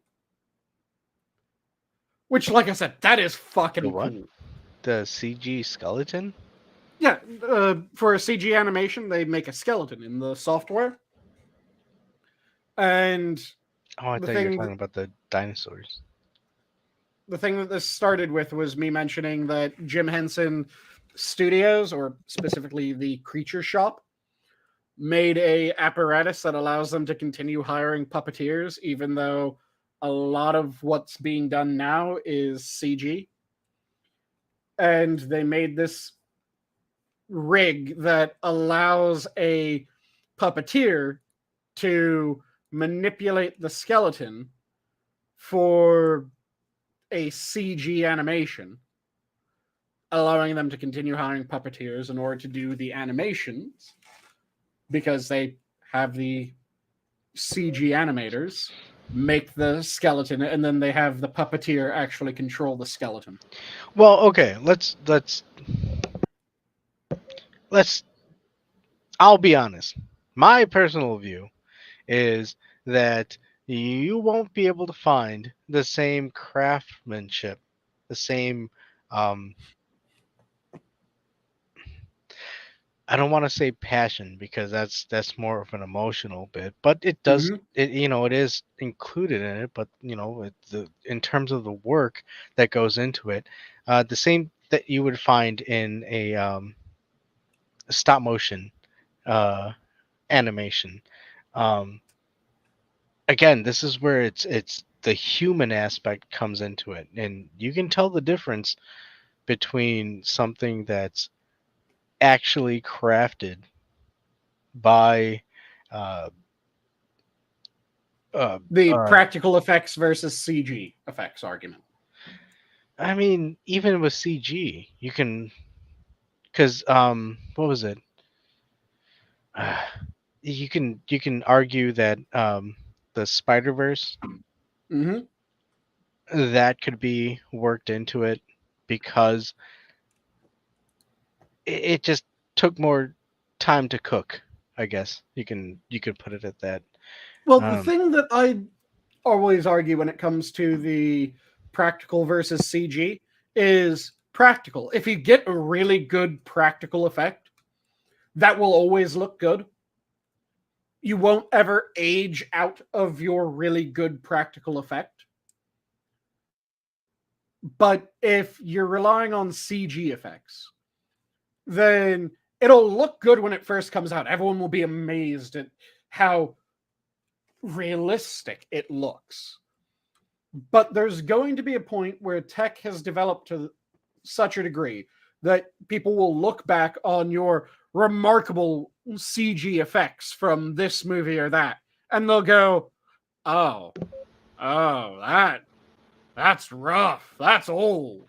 well, yeah, that you'll hit that commentary of this aged well, but at the same end, you could get diamonds in the rough in terms of like Who Framed Roger Rabbit, you Mm-hmm. know.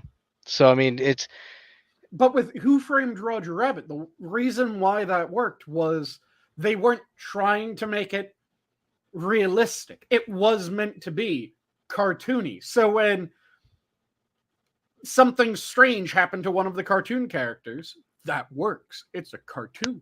Whereas the elements of Hans Gruber falling in Die Hard, each is really good.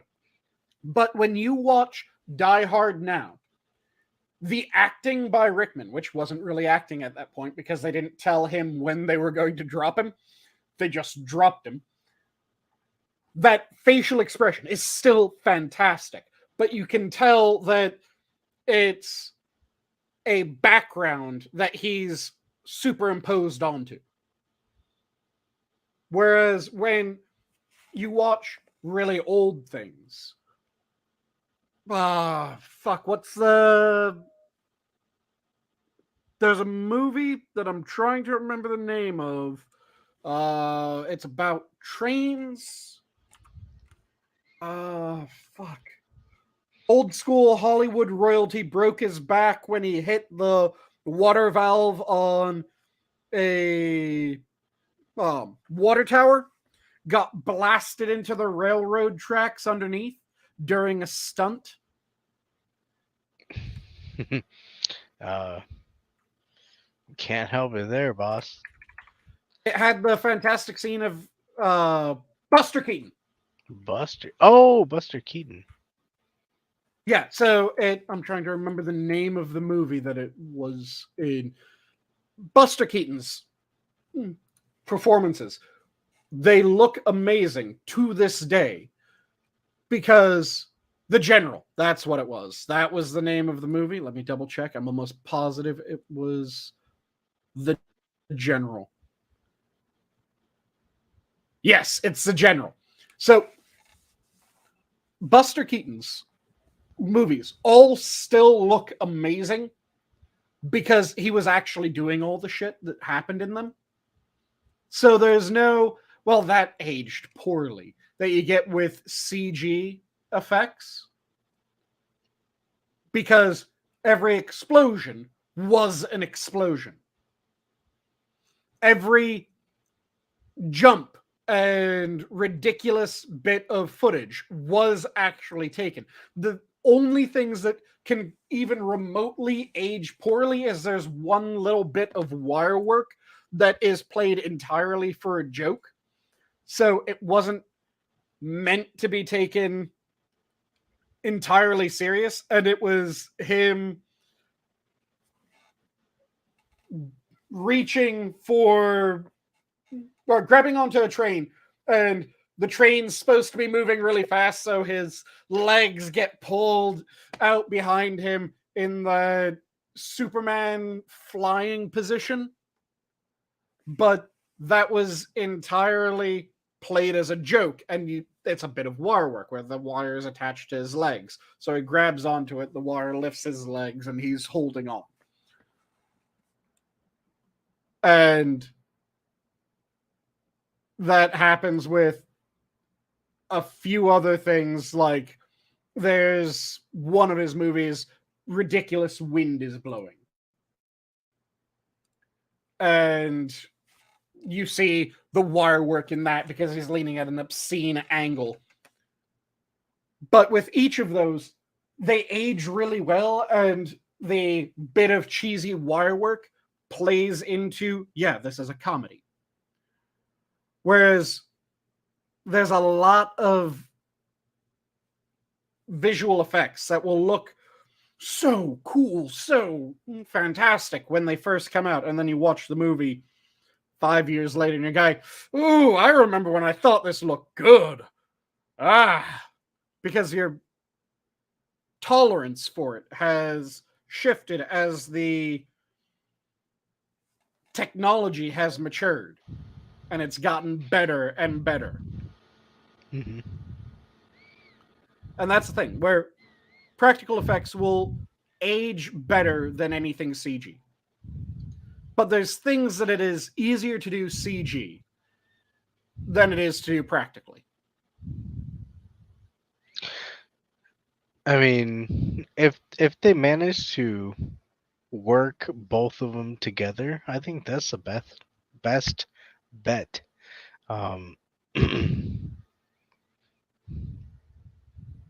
I mean, especially at the end of the day, you're just trying to entertain people. So, you know, Mm-hmm. that's why you can still watch Sinbad and the Seven Voyages, or Jason and the Argonauts, and enjoy watching The them fight. skeleton fight. Yeah, fight these claymation characters and have a sense of disbelief. Uh, that's all we're asking for Yep. in these variables. So I mean, I don't know.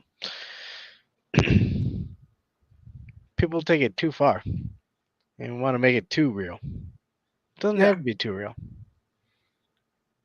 It's one of those things that, like I said, when you do practical, it's just going to age better. But you can do CG. You can make CG look amazing. But you need to have reasonable expectations when it comes to it. Yo, actually, I have my a window open with Twitter. It has a image of Parasite Eve, Mm-hmm. and it's from Legacy of Sega. So I'm assuming it's from probably Saturn. Maybe Mm-hmm. did it come out on Saturn? I don't know. Can't remember. But the CG looks very stiff. I can't wait till we have a resurgence, and it's like, yeah, we're gonna have, like, we're sick and tired of all this ultra realistic CG. We're gonna have stiff PS1 graphic CG and have that go about. Mm-hmm. Oh, that's bad. And Assassin says that there's some visual effects that you can look back at a few years ago and you go, well, that's better than it is now. And some of it is. Some of it's a lot worse. It depends on what you're comparing it to. And different comparisons work out better or worse for the old and the new. So it's something that you can always find examples of it done better, examples of it done worse. But as it goes on, it's going, on average, unless it's done with practical effects, it's going to look worse as time goes on. That's just how the technology develops. Oh shit. Yeah, well, maybe it'll be DLC thing, assassin. Mm-hmm. But yeah, I agree. You know, And not all CG shops have gone under Assassin. To think that is a degree of madness almost. To think that all the CG shops have been driven under. No, some of them have. Some of them have been driven under by being overworked and they just lose their staffing. Other CG shops do a good job and are still going strong. Other studios have their CG shops that are doing decently. Some CG shops have issues. Not all of them have burned out. And yeah, some old talents get tired and they leave. New talents enter. That's your argument's effectively, I prefer the old and everything old is better. No, it isn't.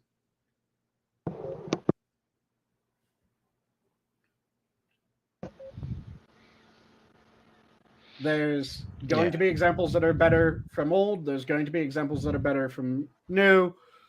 But on the whole, you're going to find more new stuff that is higher quality. It won't have the same spirit to it. But from a does this look more or less realistic? It looks more realistic. well, hold on. It lacks the character, but it looks more realistic on the whole. And I miss the days of old school drawn Disney because it was fucking amazing. Whoa, hold on. There's a split. Okay, that's a um animation type split. Actually, wait, now that I think about it. But Assassin says the business practices of Disney have hurt the industry. Yeah, I'd agree. Some of them have, some of them haven't, and some of them have had no effect. It's a mixed bag. And it's always been a mixed bag. The sad thing that I think a lot of these people don't realize is that ow, I keep hitting my fucking mic. The Slap the shit out of it. well, look, damn it. Shadowbox your mic. It's look. If you want to look back at the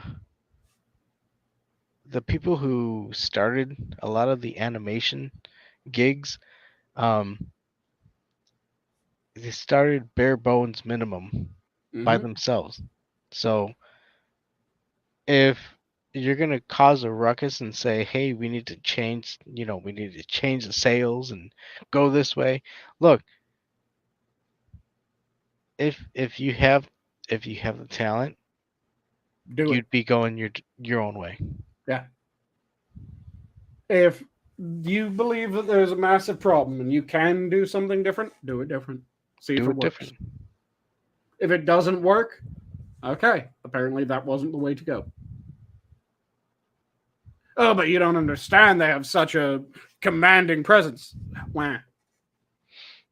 Or even, but I have friends in the industry, and why aren't? Well, no, but dude, if you cannot carry that pail, what the fuck are we supposed to look at you for? Yeah, it's kind of like how there's women's clothes don't have pockets, and that always annoys the hell out of me because women have chosen not to have pockets, and a lot of women will go, "No, we haven't." Okay, so if you have the option of the clothes with the shape that you really like, or you have the pockets that will change the shape, more often than not, a woman will choose the better shape over the more functional. That's what it's been over the years. It's been, I want it to look like this. Pockets ruin that look. So pockets end up becoming less important than the look. And that's just been done over decade and decade and decade. That's the way that it's been chosen. Add If pockets to the trousers. Yeah, the thing is that if it was such a demand, the easiest way to make $1 million, if all women wanted their pants to have pockets, make pants with pockets for women. You'd make a hell of a lot of money. If you don't make the money, it isn't really a demand there.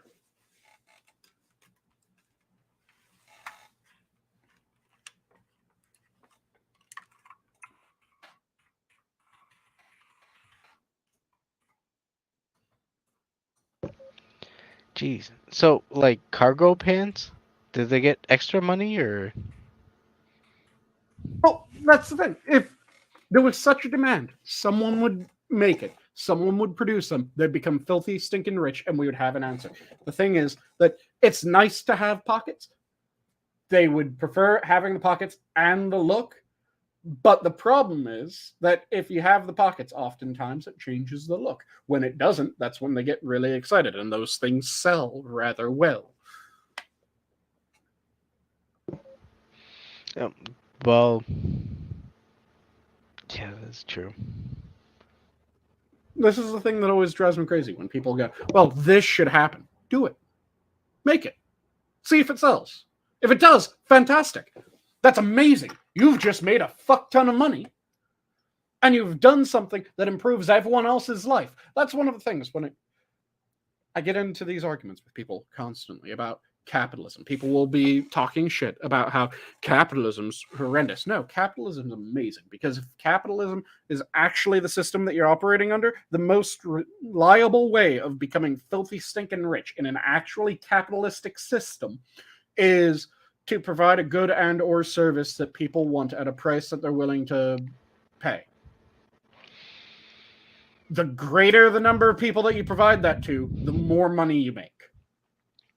You know, honestly, I think that's why it's been an interesting um, exploration into uh, influencers and also this Commonsgate division. You know, people just want views. Assassin, the CGI was not what ruined She-Hulk. Let's be completely fucking realistic. No. Um, You could have had the most realistic CGI. You could have had it have been completely fucking practical effects. Hell, you could have made a Hulk serum and actually turned the actress into She-Hulk. And the movie, or not the movie, but the show would have been horrendous. but the thing is, the writers told you that that's what they were doing. Is they were going after the people who were mocking them on the internet. So it's like Yep. it's a circular, like you're ruining yourself. What the fuck are you doing? Mm-hmm.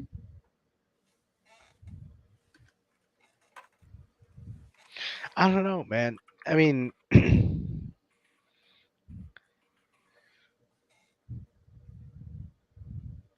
it's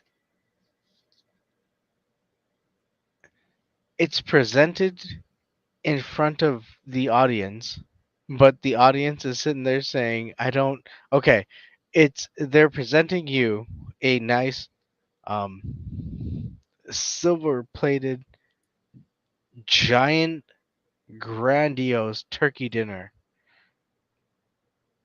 and they're presenting it to the audience, and the audience is sitting there saying, "Wow, it's an odd looking ham." Mm-hmm. I don't understand it. It's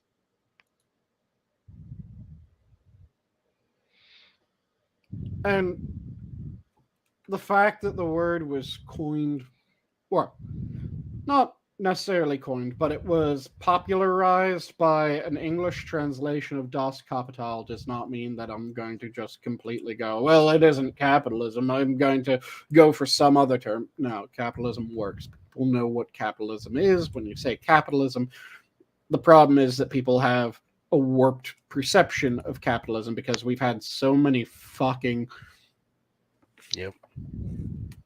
just disingenuous motherfuckers say that, well, capitalism is cronyism. Cronyism is the natural result of capitalism. No, it isn't. Cronyism isn't capitalism either. And it's clear that it isn't capitalism because it's fucking with it. Cronyism can only be made by an interference of the government within the economy. So if you're talking a free market capitalistic system, it cannot be crony. Because crony relies on the intervention of the government on the market.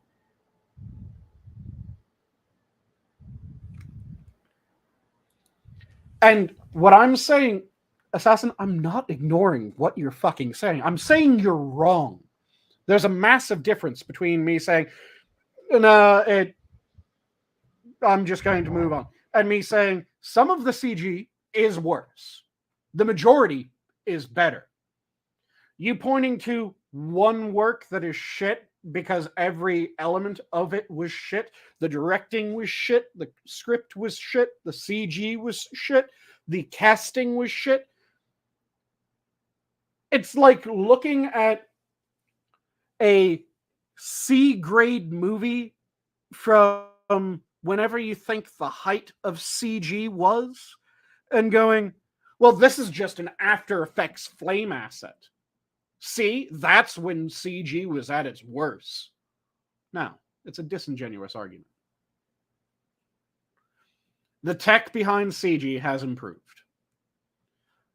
When CG is well done CG is far better than well done CG from now is far better than well done CG from 10 years ago.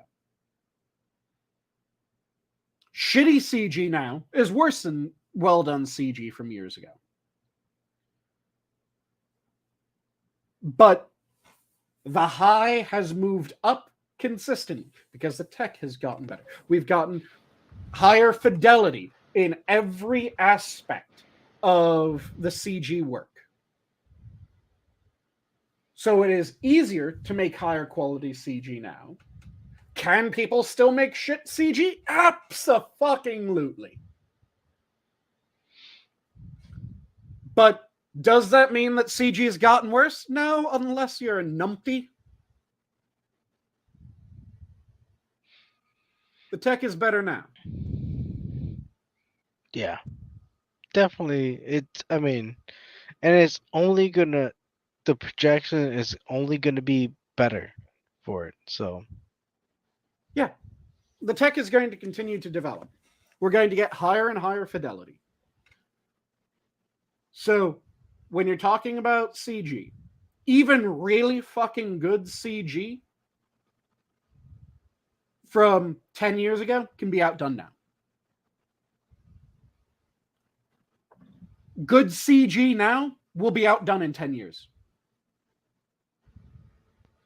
That's always going to be the case. As the technology develops, it will get better. mm-hmm. But practical effects will always have more staying power than CG. Because the limitations of practical effects exceeds the limitations of the cameras that can catch the practical effects. So when you're looking at old practical effects movies and you go, well, we have better quality footage now. Yeah, better quality footage. The effect looks amazing. You're just saying that now we can do it in higher definition. Yeah, you can. But the thing is that if you did the exact same practical effects work now, the camera would pick up higher definition, but the effect would be the same. You just see it more clearly. Whereas if you do amazing CG from 10 years ago with our tech for CG now, night and day.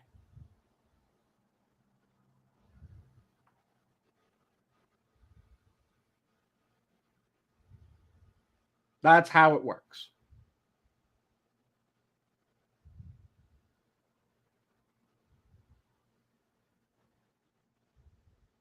CG fire from 10 years ago does not look as nice as CG fire now when it's done at the same extent of the CG tech. So when you're looking at high-end CG versus high-end CG now is going to be better than high-end CG then. But when you're dealing with the burning of Tara from Gone with the Wind, when you burn a massive structure, like they did for the burning of Tara, the fire's just as fiery.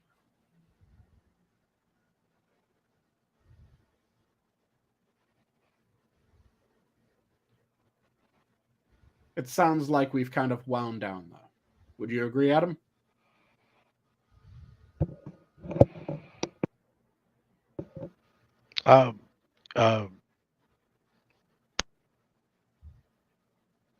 What?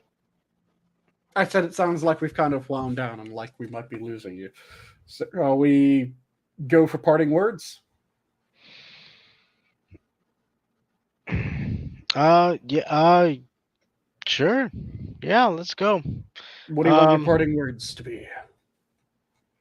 Well, I am very much thankful that you had me on your show, sir. Always fun. It is. And I also get very hungry, oddly, after I hang out. Well, it's because we always talk about food for at least a little bit. Well, I mean, that might play a part, but, you know. But I want to thank everybody in chat and in future chat because I know there will be people hanging out in the future. And I want to say, can I do a little shill? Yeah. Hey, go check out all the rest of the people in the Minions of the Zoo. Minions of the Zoo. We are hosting dailies all through the week. And Sunday, well, okay. Surprise. So we'll yeah, make sure you hang out at the Minions. Usually around 9 o'clock Central Time. But yeah, love y'all and God bless. Sanguine. Also, if you check the schedule down underneath this video in the description, you'll also notice on Tuesdays we have a bullshitting night in the Discord. Feel free to jump in and bullshit with us as we just chat some shit, have some fun. So, jump in, enjoy. But with that said, I'll leave off with my standard. If you're passionate about something, make sure that you devour it. Don't let it devour you. And with that, have a good night, all. The zoo is closed. Night, y'all. And now, I wake up my mouse and I click the